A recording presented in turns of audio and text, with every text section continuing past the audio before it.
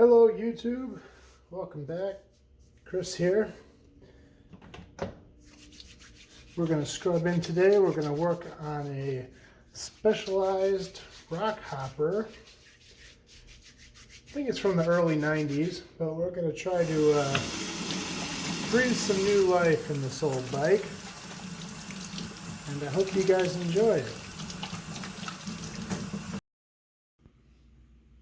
So here it is. As you can see, it came in quite dirty. It's been sitting for a while. Tires have no air in them. A lot of old oil and grease caked on the drivetrain. And honestly, these old bikes clean up pretty nice. They use a lot of chrome parts, a lot of stuff that has nice finishes on it and cleans up pretty good. So here we're going to see a hyperlapse. First thing I do with any tune-up is I take the wheels off, put a dummy hub in it to keep the chain taut, and then I start to clean it. Now, this one is getting a new chain, which I had forgotten when I put the dummy hub in, so I quickly pulled it out, and I'm getting started on the drivetrain here.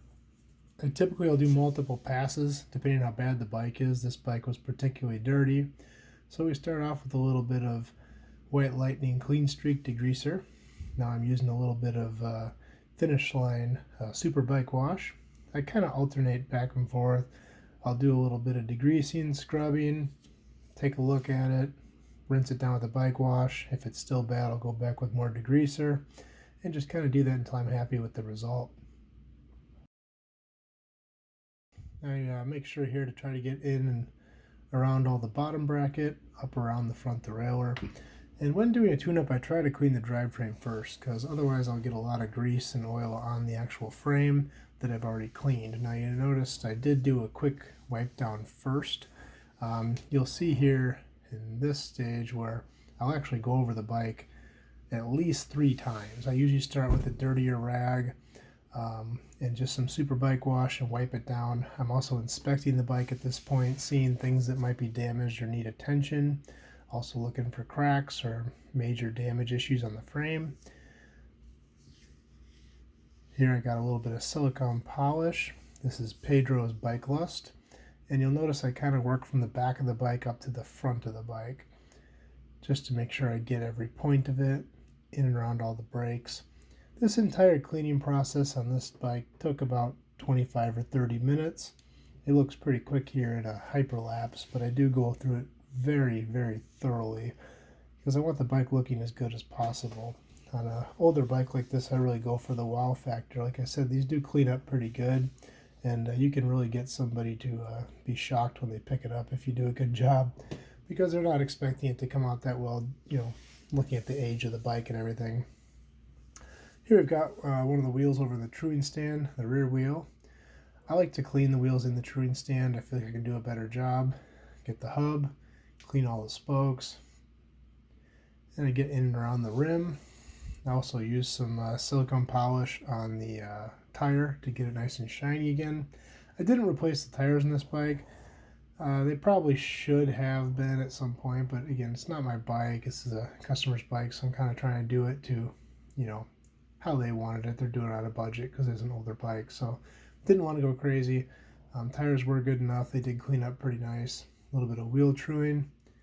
And then here I'm switching to the front wheel. Sorry, the camera's a little bit low. I probably should have boosted that up a little, but got both wheels trued up, cleaning the second wheel here. And these wheels came out really nice. Those silver hubs polish up real nice. Those are, I believe, are Olivio hubs. Just making sure to get in between all the spokes. Nice coating of Bike Lust on the tires, then a wipe down. And here we're going to reinstall the wheels. And you can already see a big difference on the bike. The wheels really make a difference. The customer also wanted new grips, which I think was a great idea. The grips were in really bad shape. They were really gummy and sticky. So we got some shorter grip shift grips on there. It also needed a rear brake cable. It was really rusty and it was not running smooth. So I did replace the rear brake cable. And there we got the new chain installed. Get a little more of a close-up here. Now I'm having a little issue with the shifting, and first thing I'm doing here, I'm lubing that little rear section of cable housing. You may have noticed with the pliers, I unkinked by the ferrule there on the housing. Put a little lube in there. Right now I'm just working the lube back and forth here to try to get it in those hinge points, because the derailleur is just running a little rough, is a little gunky.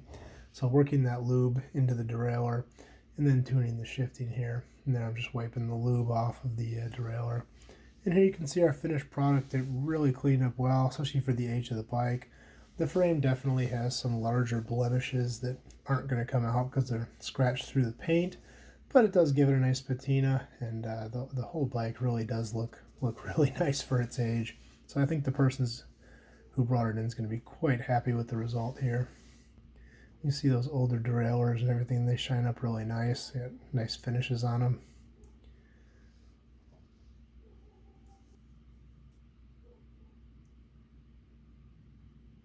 And here you can see I have a nice finished photo of the bike. So if you like this video, please like and subscribe. I'm going to do some more just like this. We'll see you next time.